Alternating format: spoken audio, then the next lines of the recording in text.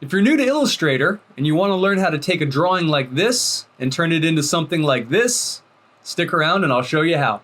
Okay, so the first thing we'll want to do is open up Adobe Illustrator. Now you can do this on any image you want. I just happen to have downloaded this little picture of a mouse. So the first thing I want to do is create a new file. So I'm going to click that button right there. And under the presets, I'm going to choose letter. Now with Illustrator, it's not as essential that you have your document size figured out before you start, because Illustrator is basically designed to allow you to scale things up and scale them down without any loss of quality. So if you decide you need a bigger version of this, you can always scale it up.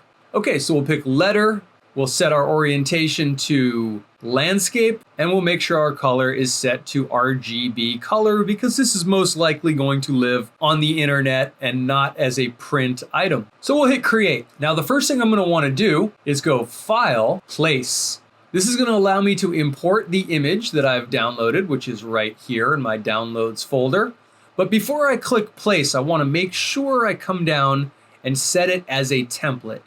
Anytime you're tracing something, setting it as a template is going to make everything easier, and I'll show you why in just a second. Click template and choose place.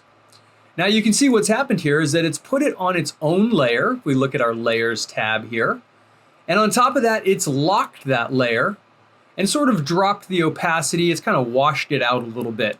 All of these things are going to make it easier for us to trace, because now if I grab my selection tool and I try to grab this and move it around, you can see that it won't let me.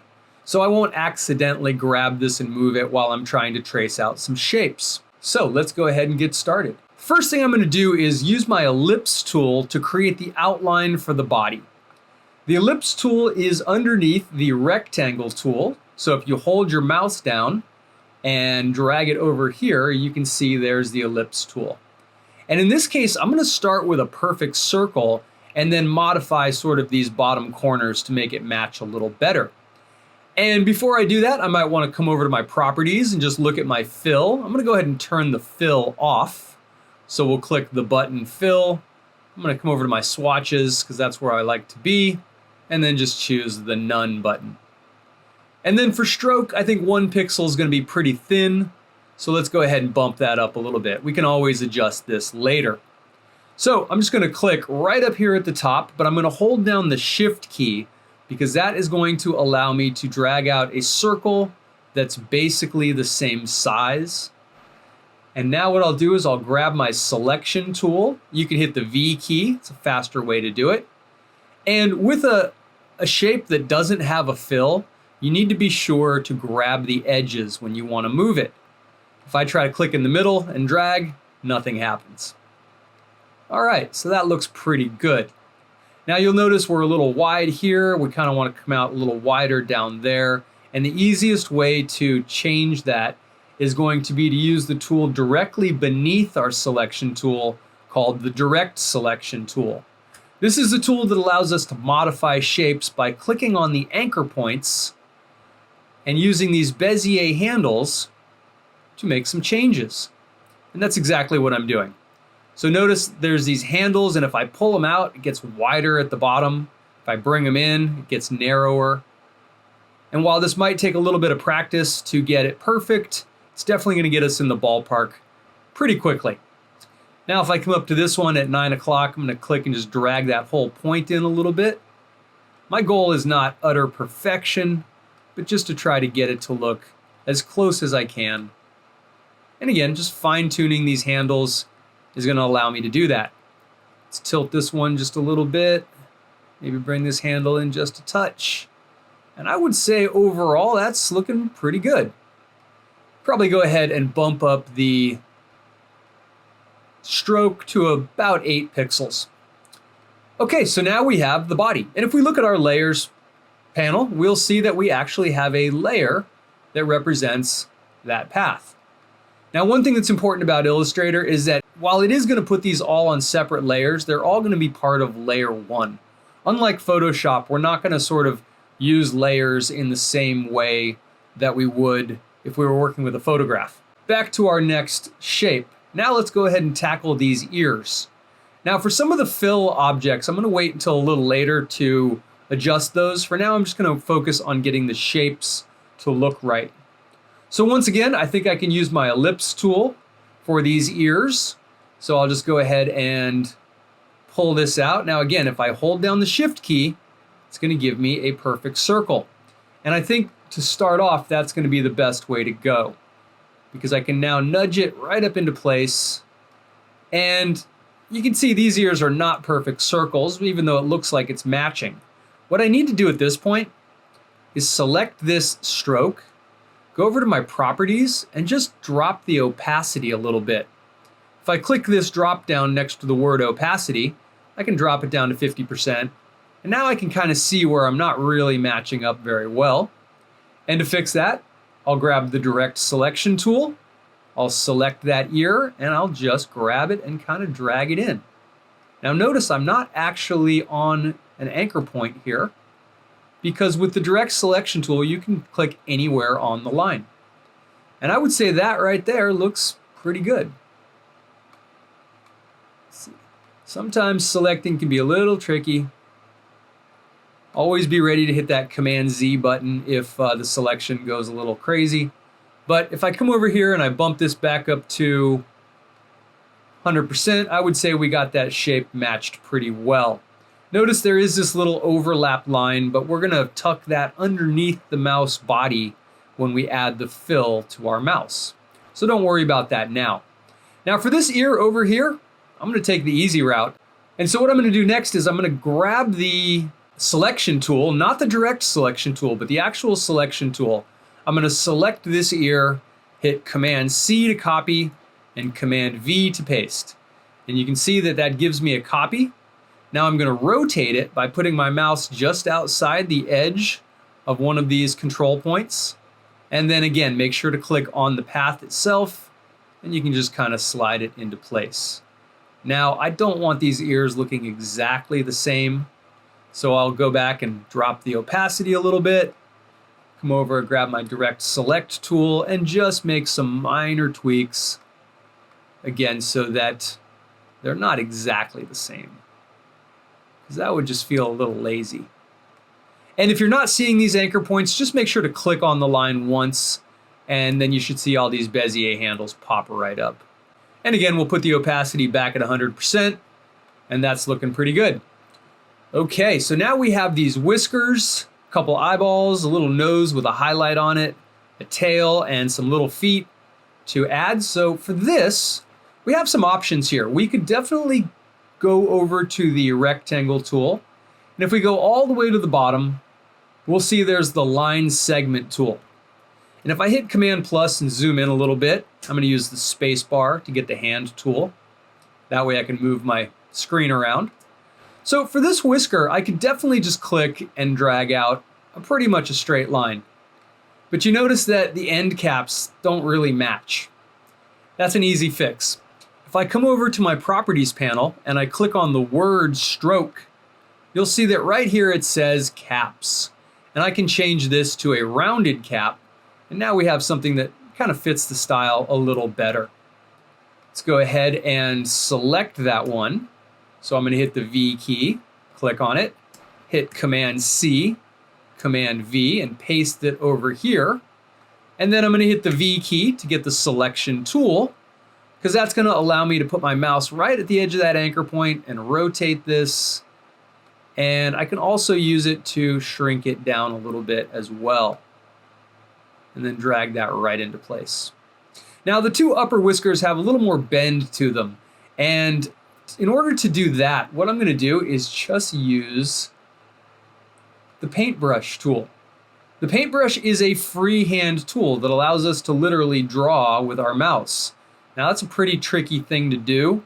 I'm using a rollerball mouse, which makes it even tougher. And if you look at my line, it is less than perfect. But as soon as I let go, watch what happens. It cleans up all those little imperfections. Now the only issue that I'm left with is that the stroke seems a little bit thinner than this one. And if I bump it up to, well, first let's select it. And if I come over to stroke and I bump it up to 2 pixels, well, then it's a little too fat. So in this case, I'm actually going to click inside the box, delete that 2, and I'm going to type in 1.5.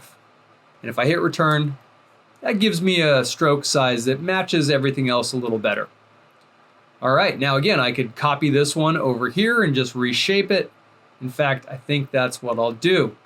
So just click on it once with the selection tool, hit Command C to copy, Command V to paste, drag it over here. And again, we can just use that selection tool by putting our mouse just outside of the anchor point. That gives us the rotation tool. You'll know when you have it because you'll see 2 little bent arrows show up. I can just shrink this down a little bit however I want. There we go. That looks pretty good. Okay, now let's go ahead and add in the eyeballs, the nose, and these little feet. So with the eyeballs, let's just go to the line segment tool or the rectangle tool, and we'll go down to the ellipse tool. I'd say these eyes look like pretty perfect circles, so I will make sure to turn on my fill. I will make sure to turn off my stroke. And then I'll just come over here with my ellipse tool, hold down Shift, and drag out some eyeballs. And just like before, I'll switch to the selection tool. I'll select it, hit Command C to copy, Command V to paste. Bring this one over here. That looks pretty good. We'll paste out one more for the nose. And you'll notice the nose has a little bit of a droop at the bottom, so we'll use the direct select tool to match that. Let's zoom in a little bit. Come over to grab the direct select tool directly beneath the selection tool. We'll click on this bottom anchor point and we'll just pull it down a little bit. Looks pretty good. And we also notice if you drop the opacity on this guy, that there is a little highlight on the nose. So let's add that in there as well. And again, we could just copy this, Command C, Command V.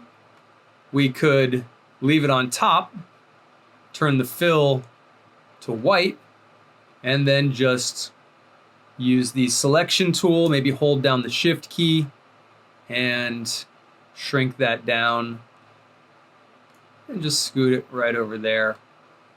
And that looks great. All right, just a couple of things to finish up here. We've got some feet and a tail. And again, this is where I think the brush tool might be the best tool to use. Notice that you have a size for the brush tool, but if you use the left or right bracket key, right under the plus and equal key, you can make that bigger or smaller. So I'm gonna make it a little bigger and then come over and change my stroke color to black. And basically now I have a black brush. So I don't want these feet looking too perfect. I could have used the line segment tool, but I like the hand-drawn feel of this image and I don't want to replace that with a bunch of perfect lines. That one right there looks a little off to me, so Command Z, try that one more time. That looks pretty good. And that looks fine as well. Now let's just get this tail in here. I'll start out here and just kind of slowly work my way back to the body, making a less than perfect tail. But luckily, Illustrator knows to help me out and smooth it out a little bit. I can also come over here, shrink this down, and just match these little shapes for there. Okay, so the last thing we have to do is handle some fills for the ears and for the body. So let's go ahead and create these inner circles for the ear. And what we're going to do is, you guessed it, head on over to the ellipse tool. Now before I drag this out, let's go over to our fill and let's set it to white. Let's set our stroke to none by clicking this little white box with the none icon. And then I'm just going to come over here and hold down Shift and drag out this circle. I think I can just slide that right up there into place and that looks pretty good right out of the box.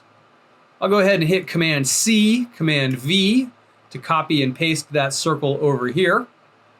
And now that I have the inside of the ears done, I'm going to go ahead and select the outside of the ear. I'm going to go to Fill, and I'm going to set it to black. Do the same thing with this ear. Click on the ear. Again, make sure to click on the line, not the fill, because there is no fill yet. And then we'll set the fill to black as well. Okay, so now that we have just about everything drawn, it's time to fill in the body and to push these ears behind the body. So let's go ahead and select the shape. Let's turn our fill on. I'm going to set mine to a light gray, something like that, or maybe even this one. And you'll notice that right now it is underneath the ears. Well, just to make sure, I'm going to right click on it, go to Arrange, and choose Send Back. That's going to put that on the farthest back bottom layer. Then I'm going to come up here with just my selection tool and see if I can't select just the ears and the inner ear. I don't want to select the outline or the fill for the body. Now that I have just the ears and the inner ear selected, I'm going to send those all the way to the back. And I'm going to do that by right-clicking and choosing Arrange, Send Back. And you'll notice that now my ears are being overlapped by the body, which is exactly what I wanted. But the last thing I think I need to do is add just a little bit of pink to these ears. So I'll select this one over here. I'll go to Fill. And if you look here on our swatches, there's not a lot of good pink options. There's magenta, which I'd say is just a little bit too bright. So instead, what I'm going to do is I'm going to go over to this option right here, my color mixer. And if I pick the color mixer, then I can drag my little selector down here, select some of that magenta, but I can also come over and go to the green value and lighten it up a little bit till I get a nice light pink. All right, that one looks good. So I'll grab the selection tool, I'll click on this ear, but you'll notice that even if I go to my fill options, it doesn't save the swatch anywhere. So I need to match this ear to this ear. And the easiest way to do that is to just come over and grab the eyedropper tool, and with this ear selected, just click inside of that ear right there. All right, and now we're looking pretty good. Last thing I want to do, now that I have everything done, is go over to my layers, and most likely I can see a little bit of underline in a couple spots from the drawing. So let's go ahead and unlock the drawing and turn off the eyeball right here by toggling its visibility off. And now you can see that we have gone from this to this. All right, now one last thing I want to show you. Let's say that I need to shrink this down to fit on a sticker. And I come over here and I select everything, and I grab the ends, I hold down Shift, and I shrink it down. Well, once we get down to here, if I zoom in, you can see that I've kind of lost our mouse here. And that's because the strokes have all stayed the same size, but the shapes have gotten smaller. The easy way to fix that is just to hit Command Z and then come over to your properties.